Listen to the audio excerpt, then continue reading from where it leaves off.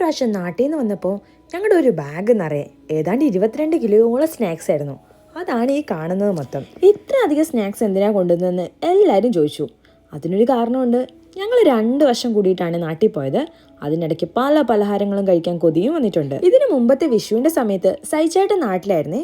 ആ സമയത്ത് ഉണ്ണിയപ്പം തിന്നാൻ ഭയങ്കര കൊതിയായിരുന്നു. സൈച്ചേട്ടനോട് ഉണ്ണിയപ്പം കൊണ്ടുവരണം എന്ന് പറയുകയും ചെയ്തു. സൈച്ചേട്ടൻ കൊണ്ടുവരികയും ചെയ്തു. പക്ഷെ വീതിച്ച് വന്നപ്പോൾ ഇവിടെ എത്തിയില്ല. കുറേ കൊതിയന്മാരത് കൂടുതൽ കഴിച്ചു. അപ്പോൾ ഉണ്ടായ ഒരു വിഷമം ഉണ്ടല്ലോ, ആ വിഷമത്തിൽ ഞാൻ ജാക്സനൊക്കെ കുറേ ചീത്ത പറഞ്ഞു. ആ സമയത്താണ് പ്രസിദ്ധ നാട്ടിൽ നിന്ന് വന്നേ. കുറേ ഉണ്ണിയപ്പം കൊണ്ടുവന്നു.